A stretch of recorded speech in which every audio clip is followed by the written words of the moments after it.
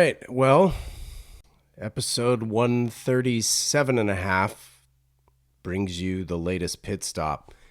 IG live recording as well as on the microphone here. In order to sort of recap, I guess the last time I was on from a pit stop standpoint was with Brian Brady of Bad Art Nice Watch, who was gracious enough to interview me. Hi, everyone. Thank you for joining. These are completely unedited. I can't wait to post this later just because it is so much less work. Anyway, I think the last pit stop, if I'm not mistaken, was like back in like April or something. And as a result, I just thought I would kind of recap a bunch of the travel that I've done and some of the events I've done, and then also talk about what's coming up. There's a lot. As you guys know, I've asked you guys to ask me questions if there's anything you guys wanted to know. So I've got, 15 or so questions that I'm going to jump into. My house is still being worked on, so if you just heard that pounding, that was the outside wall of my house. Let me see here. So basically, going back to April, I'm not even sure where I was in May. May was San Francisco. I did an event at the Leica store in San Francisco. My understanding is the Leica store in San Francisco is only one of two privately owned Leica stores in the world, the other being in Miami. And not only does that make it feel special, but I was introduced to these folks, Sean Craner and his team, because they were customers of mine. And just getting to know my customer, I realized that they owned the Leica store in San Francisco, as well as Camera West out in the desert towards Palm Springs. I think it's Rancho Mirage, if I'm not mistaken.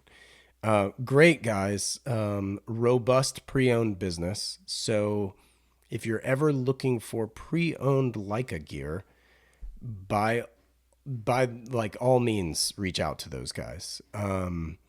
So as far as like that goes, I picked up an M10 monochrome, which probably you may or may not have noticed. I've been shooting a lot more black and white as of late.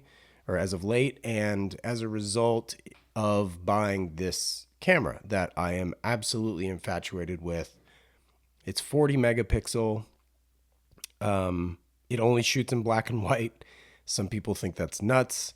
But basically, part of the reason that you'd want to use something like a monochrome as opposed to, like, say, my Q2, which shoots in color and very, very well, I might add, when you convert to black and white, you lose about 30% of the information due to the color filter. That is the dumbed down explanation, but that's why. And as a result, I am loving the contrast that the monochrome provides, and really just like paired with the couple of lenses that I got a 50 millimeter Summilux, actually from 1960, which is really, really cool.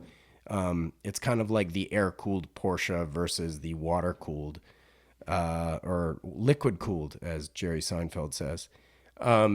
At any rate, love it, because I also have a newer 35 millimeter that I use that I'm absolutely in love with as well. And the camera's been incredible. But I had that event in San Francisco in May. That was awesome. In June, I went somewhere, and I am blanking on where I went. Where have I been?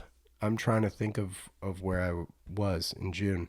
Anyway, beginning of July, did a trip with some very, very good friends of mine. Wes Wynn from Collector's Corner, New York, pre-owned watch dealer, amazing human being. He and I and my good buddy Raymond, who just jumped on. Hi, Raymond. Raymond, Wes, and I did a bit of a meetup in upstate New York / Rhode Island. Wes's parents have a fantastic home in Rhode Island, and Raymond was very hospitable in allowing me to crash at his mom's house. And we did a bunch of driving in a GMC SUV and played some golf and took some photos, and Wes, I guess just before the trip, took delivery of a 997 Turbo from 2007. I can't remember what variation of silver it is, but it's over sand beige. Unbelievable car. If you haven't seen the car, I did take some black and white shots of it. So you won't see the beautiful sand beige, but the condition was unbelievable, or is unbelievable. And my understanding is he's thoroughly enjoying his new car. I caught up with him the other day, so that was fantastic. That was in July. Let's see. August. Where did I go in August? Chicago. Chicago was Checked It Out, which is, if you've heard the podcast, then Adam Kern was one of the most recent guests on the show. He is the founder, creator of this event, big Porsche event, fantastic event.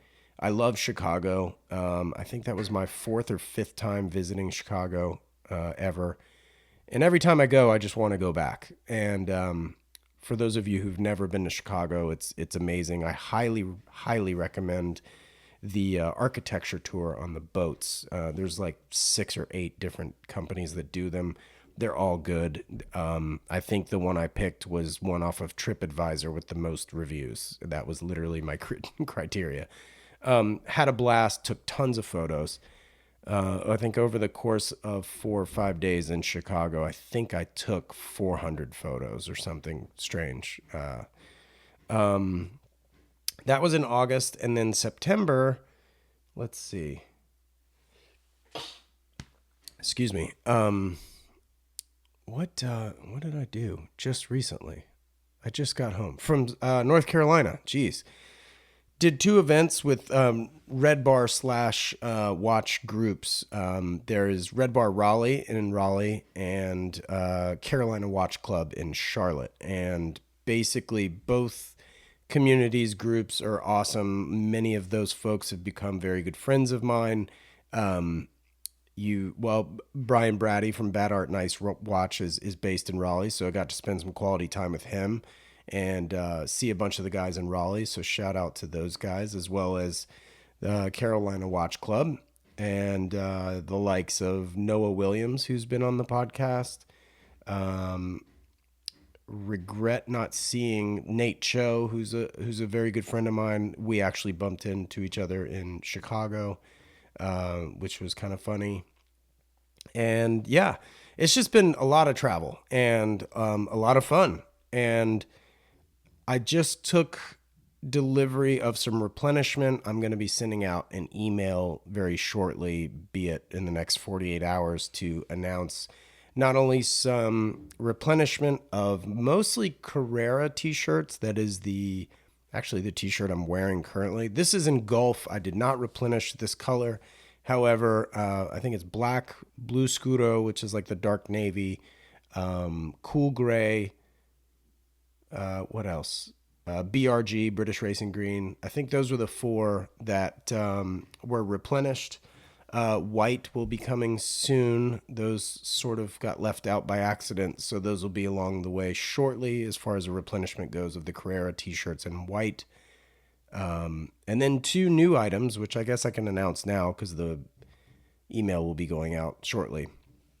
A new XK sweatshirt in cool gray.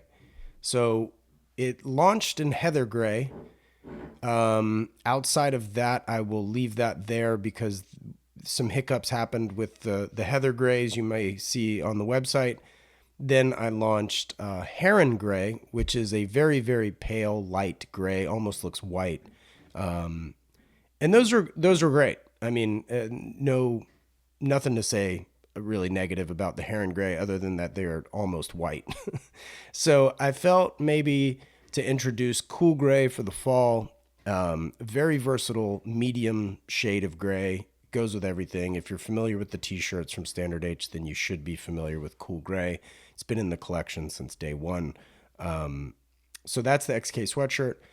I got a few requests actually for a blue Scuro FJ40 t-shirt. So that is the short sleeve Henley in a dark blue, which I have not done yet. And got a couple requests for those. So those will be hitting the website hopefully by tonight, if not tomorrow. Again, if you're not a subscriber to the email, please subscribe to the emails and you'll get notified. Coming up in a week from tomorrow, I fly to Toronto for the Toronto Timepiece Show. Excited about that. Never been to Toronto before, so super, super stoked. Bike Fit James is asking for polos. Stay tuned for later in this conversation, James. I will no doubt touch on your comment. So basically, Toronto Timepiece Show is sort of like a wind-up, but it's in Toronto, and it's run by a guy named Jason, delightful fellow. Yet to meet him in person, but emails and phone calls have been really great conversations with him. Excited to press the flesh, as they say, and connect on more of a personal level there in Toronto. Excited to see folks like James Stacy and Jason Heaton from the Grey NATO. Love those guys. I believe they will be there. Can't wait to see my friend Julie Crowless. If you guys aren't familiar, she does these like photorealism drawings of watches in black and white, in graphite. So, unbelievable talent. She's one of the OGs who were doing that among the watch community. And so I'm excited to see her. So that's Toronto. And then I won't be doing another pit stop before these next couple of events, so I may as well touch on them now. And the next event it's actually not even really an event for the public. It's more for me, which I'm super excited about. I'm going to Philadelphia to be hosted on the 1916 Company's YouTube channel. I'll be interviewed by Tim Masso, and we're going to chat about my watch collection. So super excited about that. As you know, Tim has been on my podcast. If you don't know, go and check out that episode. It was kind of an early one, actually. I think it was season 1 or 2. It was definitely early days of the pandemic that Tim was on. And I recorded that one while I was in Ojai, actually. So I remember very vividly recording that one. And what more can you say about the encyclopedia that is Tim Masso? He's just the best. And I'm excited to go to Philly for my first time. Never been to Philly either. Let's see. After that, about a week later, I go to New York City. It'll be watch time and wind up weekend. There will be tons of things going on, parties, meetings, meetups. I will also be doing an event in New York. I will not be showcasing at Windup specifically. It will be, actually, it hasn't been announced yet, so I'm doing it kind of as a soft announcement now. The 17th, which is a Thursday, open to the public, it's free. It will be at the Analog Shift offices, and I will be selling my stuff there.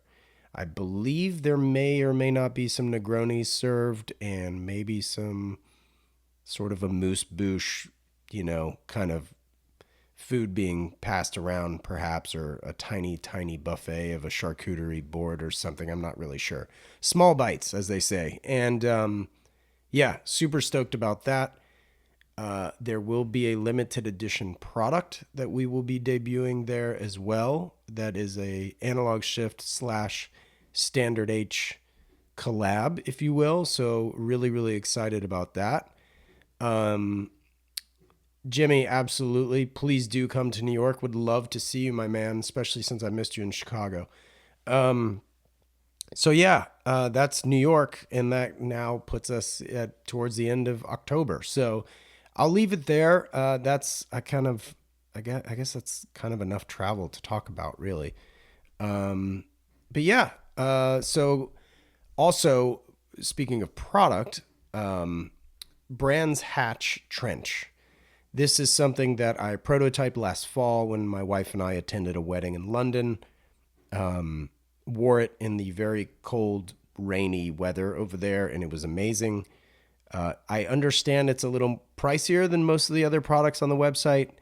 That is a byproduct of that fabric being 4 times as expensive as the fabric used for the Targa Florio jacket.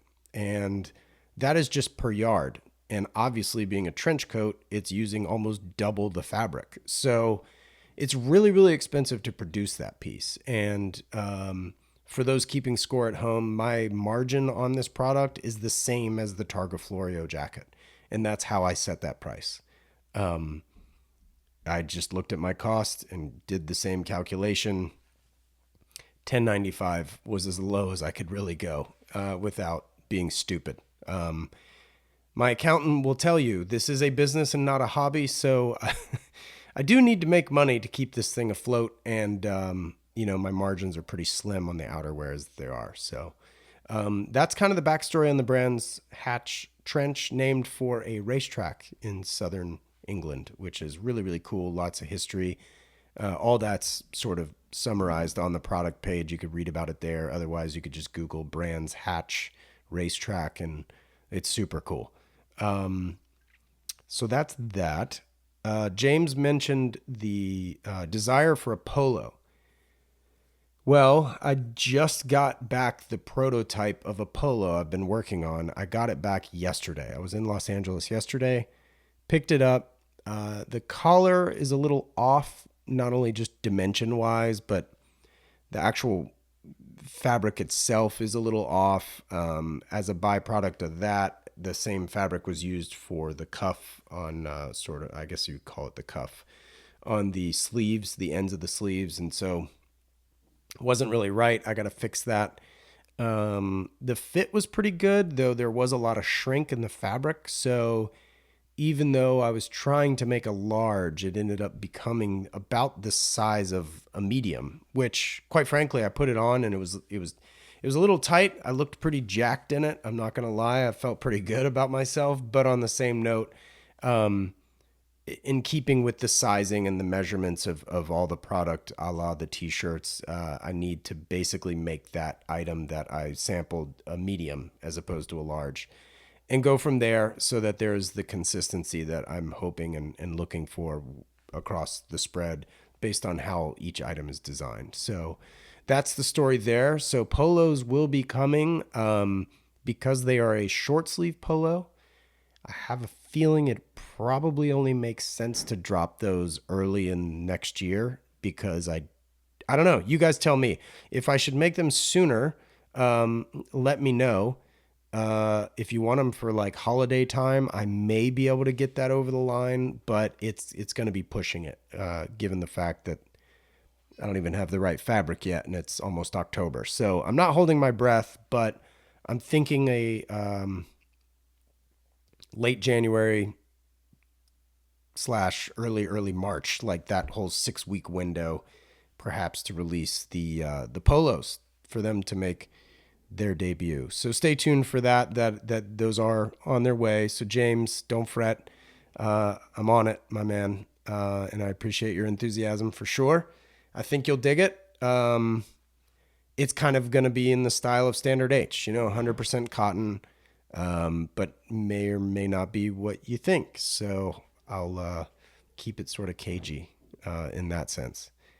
I guess I should get to some questions. I think that's all I got for product.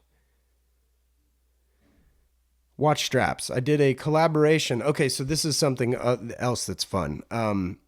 As not even a joke, as just like my enthusiasm for the color taupe as far as a watch strap is concerned, I launched an Instagram called Taupe Strap Club.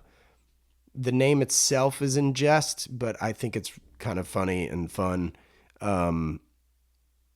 Taupe is an extremely versatile color, and it kind of looks good on damn near any watch. So the first collaboration I did was with Strap Habit with Nick, who is also a former guest of the pod. Shout out, Nick. And so it's been really, really fun. We released 30 watch straps, I don't know, a month or so ago. Oh, I forgot to mention, I did Intersect. That's what I did also in July. So big mistake by skipping that over. Shout out to the Notice guys who helped start that, as well as I think Formex is on the forefront there, as well as I'm blanking. I'm absolutely blanking. Forgive me. There's another brand. I think there was like 3 that started Intersect specifically. But anyway, Intersect was awesome. It was a 1-day event up in Long Beach. I think their next one is in November, and it will be in Austin, Texas. Unfortunately, my wife and I have prior engagements, so I will not be able to attend that one. Really bummed about that. Actually, wait, it might be Atlanta. It's either Atlanta or Austin. I can't remember. One of the A cities. Anyway, I did do Intersect. Intersect was awesome. But yeah, dropped those 30 watch straps. Those watch straps, they did extremely well. I think they sold out within 48 hours or within 24 of them hitting the site. I kind of snuck some in at Intersect before they hit the website.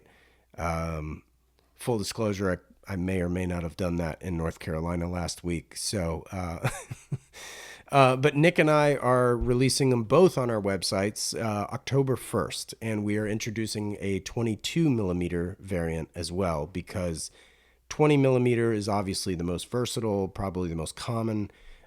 So those are making their way back, and then 22 millimeters are entering the chat. Again, that's October 1st, so stay tuned for those to launch. Again, we're doing limited runs with these things because we're not really trying to hold the inventory necessarily.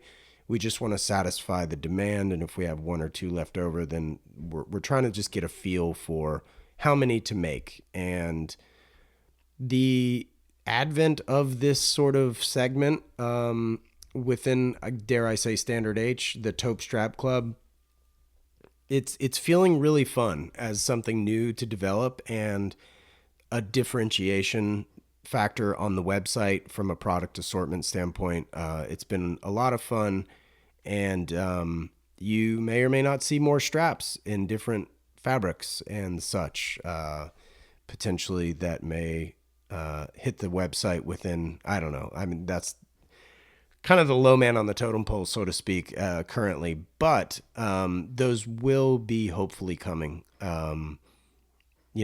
Maybe a Saffiano, maybe a suede, something like that. Something that I would certainly be jazzed about wearing and putting on my watches. So that'll be really fun. Let's see. Questions. All right. So thank you to anyone and everyone who supplied a question or submitted a question, rather. I will jump right in. I've got 15 of them picked out. The first one was, for the new people, what was it like taking the leap in starting your own business? From that perspective, it's so multifaceted. It was scary. It was fun. It was exciting. I was fairly broke. And it was really just, okay, so let me rewind. When I was like 29 years old, I was lost as a human being. And when I was 29, my dad suggested I hire a career counselor. And in doing so, I talked to this guy, David. And David basically was just like, look, like, if money were no object, what would you do? Like, pretty much like, if you had a gazillion dollars, like, what would you do with your time? Basically, what are you most passionate about and what do you feel like doing? And I was like, well, I've always wanted to start my own apparel brand.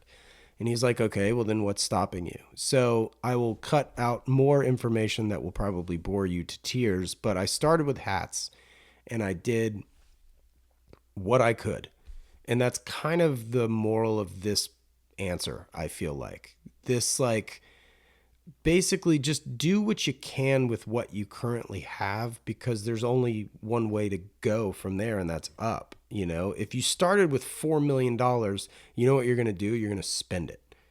And then 10 months later, you're going to wonder where $4 million went. So I almost like strongly encourage people to really bootstrap. I'm still bootstrapping by definition. Like, even though I have a watch collection and I've got all this stuff, I have sort of like compartments of money. My watch money is borderline like my Monopoly money, not to get too personal, but it's real money, obviously, but it's just kind of like, it doesn't disrupt my personal life with my wife. It doesn't disrupt Standard H. And, you know, a lot of that started with from having a full-time job on the side of doing Standard H as a side hustle. And so what was it really like to take the leap? It was really just coming to grips with starting, right? There's a book called Zero to One. I believe it's Peter Thiel's book. I think I read that. The title is definitely Zero to One. And that's the hardest step, is just getting started, filing for your LLC, getting it legal, getting your URL. Once you have all that stuff and you make it real, then you technically are off the ground. Now, would you consider it a business, quote unquote? I don't know, because are you profitable? Are you not? Again, my CPA might say, if you're not making money, it's a hobby, it's not a business. But yeah, I mean, it's nerve-wracking. It still is. It's extremely stressful. It's time management like you've never felt. And especially if you're a solo, one man band, as I've called myself routinely. And it's really just kind of like, I think there's the old adage of entrepreneurs are the only people that are crazy enough to quit a 40-hour-a-week job to work 80. And do I currently work 80 hours a week? Probably not. No, but I can assure you that my brain never shuts off. I'm always thinking. And if I'm not thinking, I'm worrying about what I'm not doing correctly, and I'm in my head all the time, and I'm constantly having conversations with friends and other people who've started their own businesses. I mean, hell, that's why I started the podcast. So there's that. So without this podcast being 4 hours long, I'll move to the next question. But yeah, it's exciting. It was great. And I wouldn't give it up for the world. There have been times actually too where I've thought about going back and getting like a part-time job just to supplement. I mean, who couldn't use more money, right? Like, but then it was, is that going to cause maybe a distraction for growing my business currently? I don't know. And honestly, the jury's still out. Like, I debate this probably once a month. Like, do I have 20 hours a week where I could like maybe take a step back from Standard H and go work part-time somewhere? I don't know. I would rather this continue to grow to where I don't have to do that. But I understand I can only control what I can control, and there's only so much money at the end of the day. So there's that. I guess that's my answer. I hope that answered it. And sorry for rambling. Second question. Do you have many EU customers, European Union? Any plans to get a retailer in the EU for customers? I have EU customers for sure. I send boxes out periodically, internationally. Very appreciative for anyone and everyone over there who does order. I do a flat rate of $30 for international shipping. Of course, any import duties and taxes are on the customer, which I don't feel great about, but at certain percentages, it wouldn't even make sense for me to ship them. So unfortunately, that's kind of the cookie crumble. That's how the cookie is crumbling currently.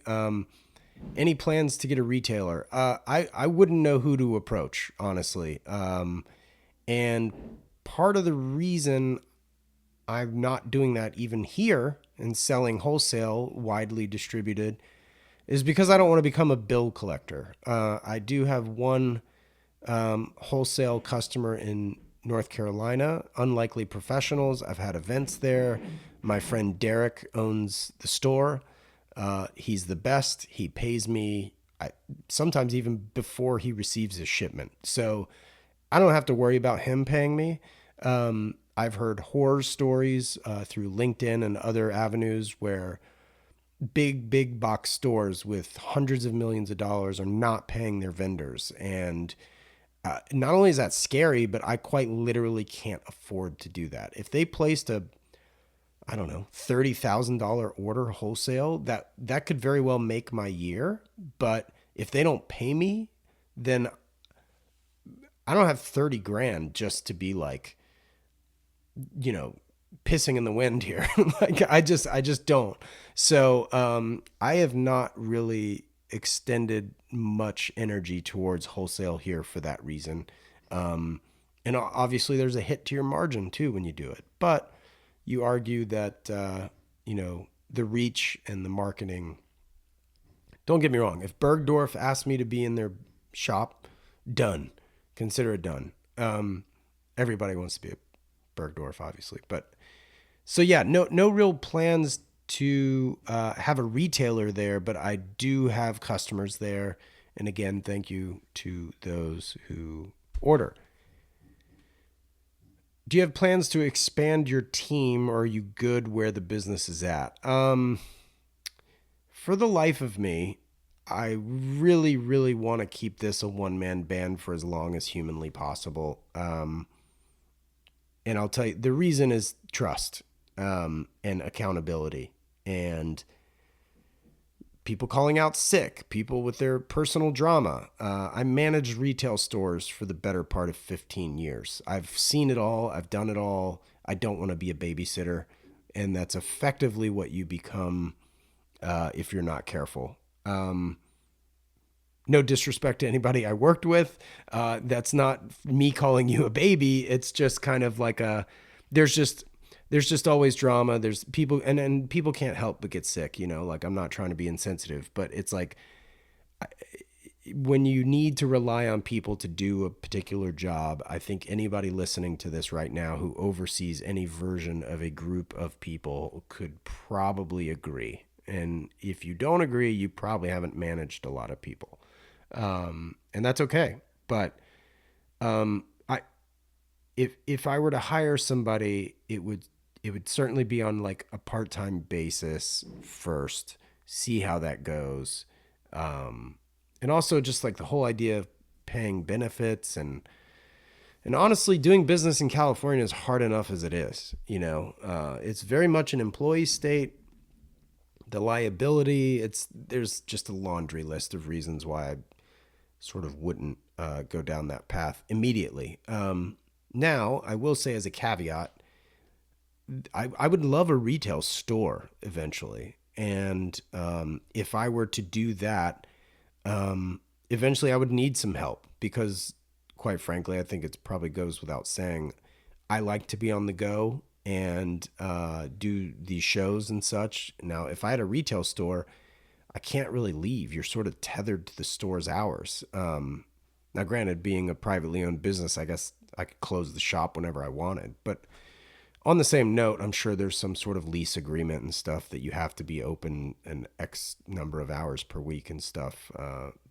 But anyway, that's a side note. But yeah, so I'm pretty good right now. We'll see how this unfolds. I mean, like I said, I would love a physical manifestation for the brand, and if that were to happen, eventually I would need to hire like a store manager or somebody to certainly help. What's been the biggest surprise on the Standard H journey? I think being probably better known in the watch community than the car community has been the biggest surprise. Obviously being an automotive inspired line of apparel. And I don't know, maybe this is my fault and maybe I'm not doing a good enough job to appease those in the automotive market. I have no idea. Don't really care, to be honest. I love my customers. You guys are the best. And I'm not just saying that because it's the thing to say. I literally have so few complaints and drama from you guys. I can't thank you enough. It's a pleasure to assist you and help in any way I can. And I mean that from literally the bottom of my heart. It's just like, you guys are the best. And the majority of you I know through the watch market. And I think that for sure would be my answer to the biggest surprise on this journey. And it was all kind of rooted from the podcast, really, is from Adrian Barker's episode. He kind of outperformed everybody else, and that was what sent me down the path of interviewing folks in the watch industry. Dream Standard H project, product, or collaboration. No cost barriers.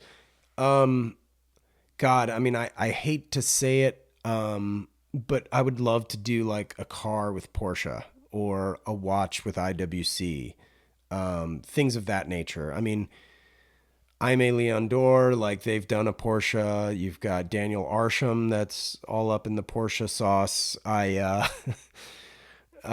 So I hate to say the car thing, but I mean, what do you want from me? I mean, it's kind of my biggest passion is cars and watches, and those are my two favorite brands and brands that I feel very close with. Um, and then I don't know, maybe like do a collaboration. Like if I could do my store with like Noah Walker, the architect who's also been on my podcast, or like Olson Kundig, or like a amazing architecture firm like that, I think that would be incredible. I would say that would certainly be a dream to work with any of those people. Um, what can we expect from Standard H for the Toronto Timepiece Show? Kind of the same that you would expect from me from all these other shows, really. I will be standing with my phone and next to all of my samples and hopefully selling some stuff. Um, I guess that's probably the shortest answer, even though it may sound like a cop out.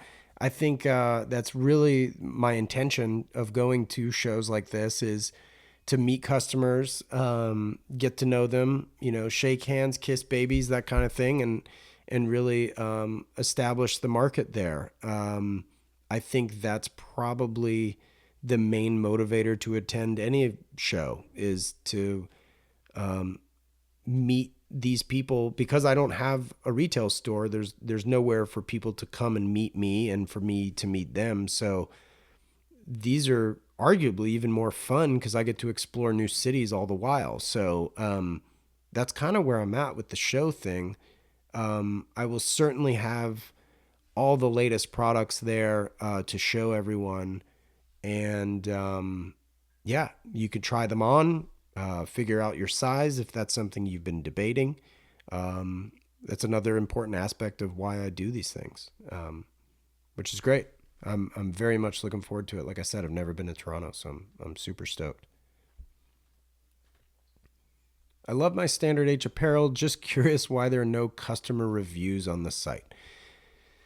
Good question. I have debated doing this, and my knee jerk reaction is because I hate the way they look on websites. It makes your website look cheap.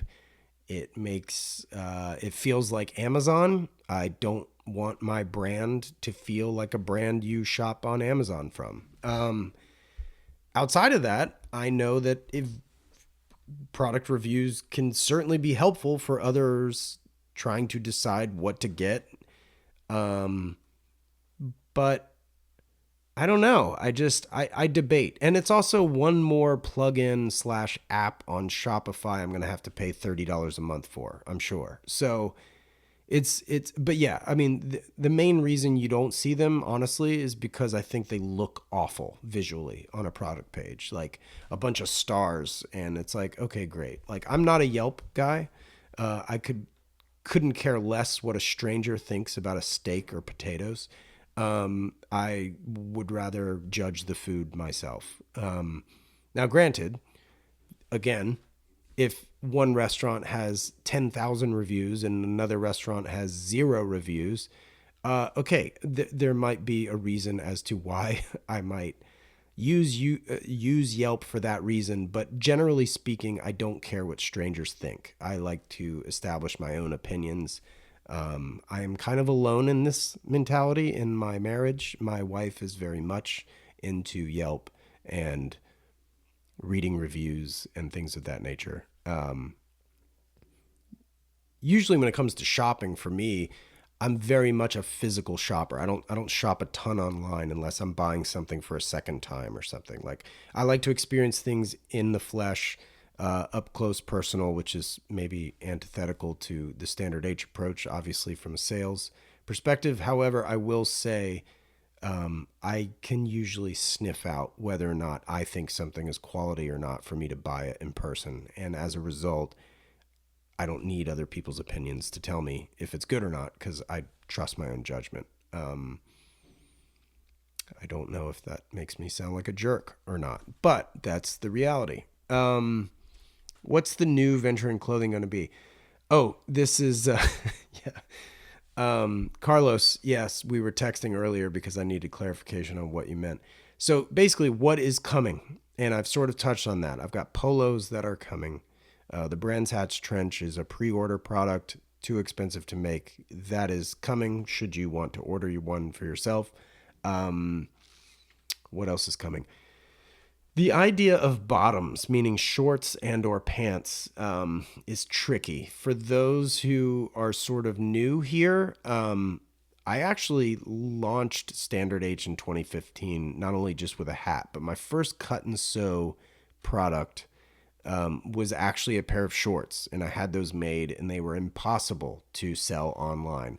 Now that my brand is a lot larger than it was 8, 9 years ago, it would be easier for me to sell those shorts today. I understand those who bought those shorts, for the record, yay me, have have told me time and again they're their favorite shorts. And really, it was just a chino short that I really liked the cut of, and they fit great. I still wear mine. I've got some on ice, as the kids say, still wrapped up for myself, as those old pairs fade and such. Yeah, so I don't know. I've marinated on the idea of doing bottoms, but inherently somebody's gonna complain about the length being wrong, or I love 7-inch shorts and yours are 9 inches, but they don't think to hem them, or I make them 8 inches and they're like, well, these are too short. I'm 6'9". Whatever. Bottoms are just so much harder to make than tops, than shirts and jackets. I mean, it's just I hate to say it, it is. If I made 2 inseams, somebody's going to complain that they got to go and hem theirs, or they're not long enough, and whatever. So for now, but actually, the thought would be, frankly, if I did re-release shorts, I would probably do it in somewhat of a, for the lack of a better description, amphibious fabric. Something that would still look good enough outside of the pool and or ocean that you could go to dinner in maybe, but you could also swim in, which I just, honestly, I haven't found the right fabric. I think other people can do it. I think I've got some like Billabong shorts from 3, 4, 5 years ago that sort of fit that description actually, but I never find that I'm wearing them in the water. So maybe there's something there that I should be paying attention to. I'm not really sure. But Carlos, super jazzed about the polos, man. The fabric is unbelievable, in my opinion. Super soft. Like I said, I just got those samples back yesterday, so still need to tweak a thing or two, and then those will be along shortly. So please do stay tuned. Ever consider being a dad? Yeah, all the time. Yeah.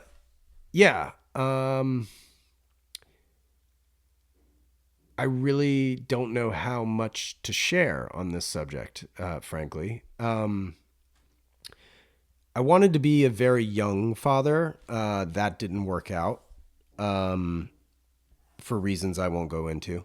Then I moved to California. I was single for a long time, so I wasn't interested in being a single dad. But mad respect to the single dads out there, for sure. I can't imagine. I guess I'll, in a moment of not just honesty but insight into my personal life. It's not been easy for my wife and I. I will leave the conversation there, and we are working on it.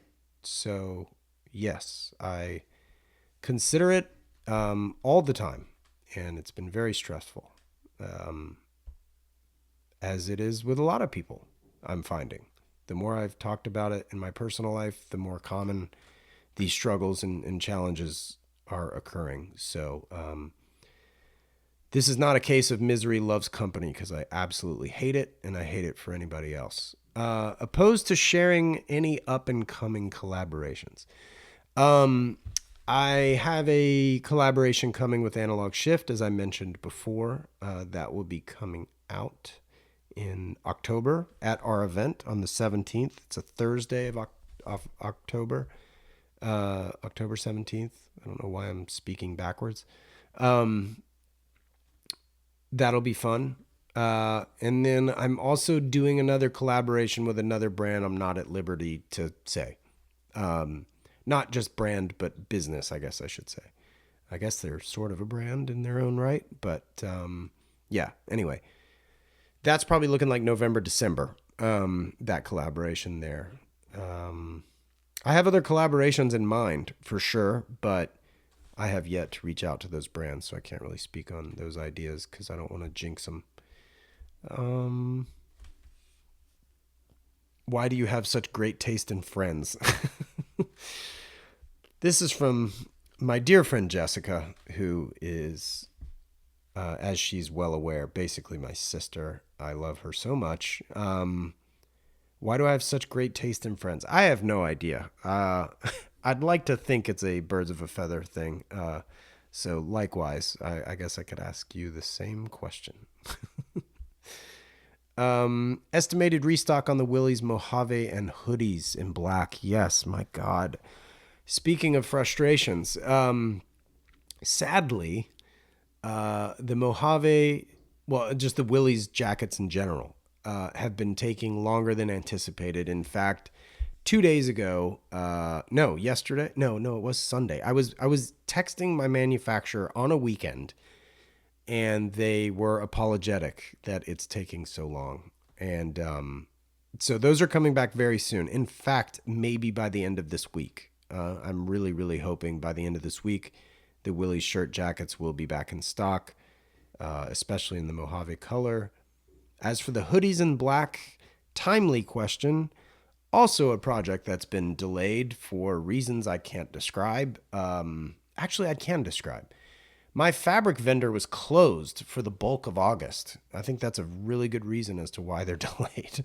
I couldn't get the fabric made. So fabric's been made, fabric's been shipped. All those items, I believe, have been cut. Now they just need to be sewn and dyed. And I fully anticipate getting those back in stock, not just in black, by the way. I've got a couple other colors, I believe, making their ways back into the assortment as well.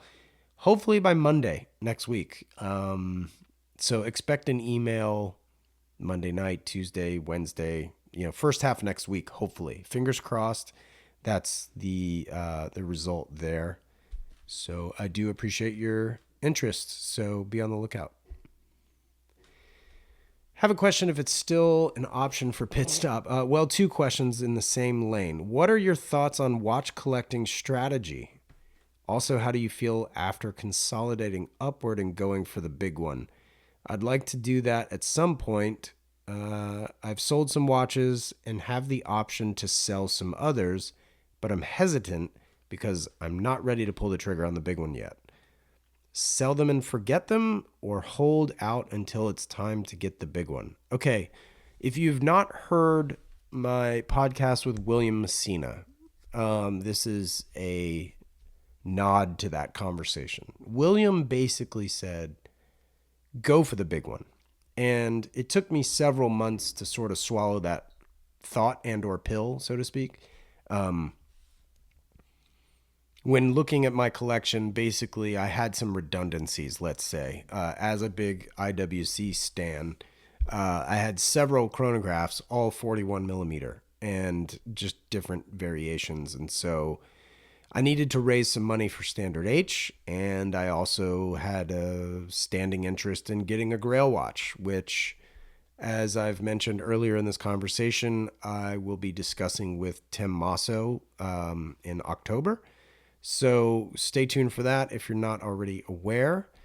I don't regret getting the big one at all. Like I feel like swinging for the fences the way William Messina recommended is something that, hey, look, if you do that and you get the big one, your Grail, what have you, if you don't love it, or you're like indifferent, or what, for whatever reason, because like thinking of owning a watch and owning a watch are sometimes two different things. And if you find that you're not getting on with it, then you can always sell it. I mean, that's the good news. And if it's your Grail, I mean, chances are probably fairly good that it's somebody else's grail as well. So I say go for it. And if you're not ready, I guess my piece of advice for if you're not ready but you have sold some watches, but God knows, invest that money or at least like, I don't know what your timeline's looking like, but put it in like a high interest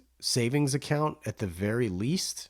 And if you don't have, I am not, by the way, I am not a financial planner. I don't play one on TV, but if you don't have a high interest savings account, you should get one. For, any cash reserves or emergency funds. That's just good adulting. But yeah, I would do that until you're ready to pull the trigger on whatever the grail is you're hunting. And if you've sold 4 watches but you realize you need to sell 6, then obviously your timeline may very well be defined by when you're able to move those 2 other pieces, and that's totally cool. It's fine. No one's clocking you but you. Like no one, no one. Newsflash: no one cares. Yeah, I think you take the big swing because you may not be here tomorrow, and that's part of it. Like for me. Okay, so David, let's see. Yo, Wes, forgive me for filling in and filling out your live stream. Sketchy signals up here in Northern Ireland. Hope you're doing well. Okay. Dave, thank you, man. Great to see you. Thanks. I thought you had a question, but wishing me well is maybe even better. So likewise, sir. Thank you so much. It's great to see you, and hope you're well as well. But yeah, going back to this question, you could sell them and forget them. I've sold watches and paid for a front door of my house. I've sold watches to make t-shirts for my brand. I mean, there's a litany of reasons why I've sold watches. And then a couple of them have sold in the past just because of what I spoke on earlier. And I didn't wear them and or want to wear them the way I thought I would. And either it was too thick or what have you. I mean, I got rid of a couple of watches I thought I was going to be absolutely infatuated with, and I wasn't. And I guess without sounding cagey, one of them was the Tudor chronograph several years ago during COVID when that came out. Was that 2020, 2021, something like that? The white dial was so good online. It was beautiful to look at. I was familiar with the case size because it was the same as my Black Bay 41. And it was between those two, which is surprising that it took owning 2 to make this decision. But then I just ultimately decided that like these things are just too thick. The crowns were like rubbing into the back of my wrists. And of course, everyone's different. So I sold both of those watches actually. And as a result, I did sort of miss owning my Tudor. And I got the Black Bay 54 last year. I absolutely love that watch. I engraved the back of it, never sell your first. Because I do sort of regret not still owning my first, even though I know that I wouldn't be wearing it often.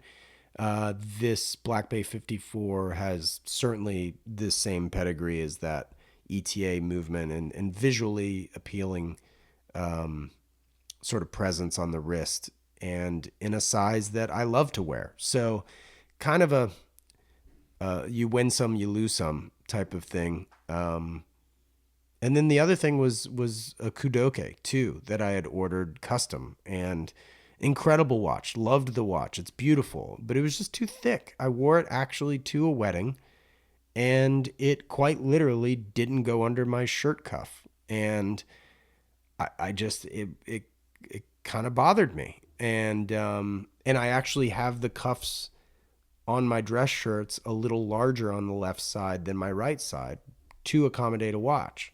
And yeah, it just didn't do it. And I love that watch. I honestly, I was like almost ashamed of letting that one go. But again, in pursuit of a grail, you just got to do what you got to do. Next question. Sorry if I'm just going on forever. I'm sure you guys are like, yeah, great, Wesley. Nip it in the bud. What's your choice of watch and go-to dress shirt brand when meeting a big client? All right, so Andrew, this is a really particular question because it's almost a trick question because like I don't really meet big clients for the same reasons I think you're referring to. I mean, you're in real estate, so you're meeting big clients because you're showing a home. If I'm meeting a big client, it's probably to either deliver something they've already bought or I'm taking them out to dinner or something. Like it's and I probably am not wearing a dress shirt. Honestly, the things that I wear to my big customer like is my stuff because I who better to advertise Standard H than me, hopefully. I'm always trying to rep my own brand. And I think if I'm not, I worry that it's communicating something different. And so, yeah, I live in t-shirts. But that's also why I'm excited about the polo coming out because I do actually enjoy wearing a collared shirt. I think a cool product for me to do later down the road is like an Oxford cloth type of shirt. That's another style of shirt that I really enjoy. But the second part of your question is what brand of dress shirt? I get mine made by Proper Cloth. I think I've said this on the pod before. They have two offices in Manhattan, Midtown, and Soho. I've been to the Soho office a couple different times. Incredibly fair price for what you get. Are there better fabrics in the world? Sure. Are places like Charvet and, like custom bespoke shirt maker? Yeah, sure. But they have Thomas Mason fabrics at Proper Cloth. I mean, J. Crew, I think, was my introduction to Thomas Mason fabrics. Matt Hranek, I believe, has made some stuff out of Thomas Mason fabrics. I mean, just world-renowned fabric house, I believe, in the UK. And Proper Cloth sells those. They'll take your measurements. I think they give you up to 3 different exchanges to get the fit right before they start charging you again. So given the fact they're charging you, I don't know, $125 to $275 for a custom shirt, like quite literally, it's a hell of a deal. If you were to go to like Turnbull and Asser, I mean, you're looking at probably $600 for something similar. Now, granted, the fabrics will be different, but the experience is, I don't know. I don't know that it's worth 3 times that for a white shirt. Anyway, just my 2 cents. As far as the watch goes, it really depends on the customer. Usually, if it's a good customer of mine that I'm meeting, I know them fairly well, or I thought I have. Usually, I just wear whatever I want. To be honest, it's whatever I'm feeling that day. It's very rare that I need or want to try to like flex on somebody, so it's not like. And chances are good if somebody's that good of a customer of mine, they have more money than I do. So what difference does it make? It's all good. It's all about the enthusiasm as far as I'm concerned. What's an album that you purchased that changed and or expanded your taste in music? Man, I did see this question several days ago, and I was like, oh man, I need to think about that one. And then I forgot to think about it. So I'm sort of reading it for the first time again. What is an album that, let's see, that changed or expanded my music taste? It might have actually been Fish, a live one, which I believe came out in 96. I'm probably wrong on the date. But one of the first concerts I ever went to, I think it was like one of the first 5 or 10 for sure, was Fish, and it rained. It lightninged, actually. It was like a lightning type of situation where they, if I'm not mistaken, stopped the show temporarily and then they finished. I also remember getting to the parking lot late and they played Bouncing Around the Room, I think, as their opener, and I heard it from the parking lot, which I was pretty perturbed at because I really wanted to see that. But that's the first and only time I've ever seen Phish live too, which is kind of crazy. But I would say a live one, because that got me into just like, I don't know, more trippy music, I guess. I don't know.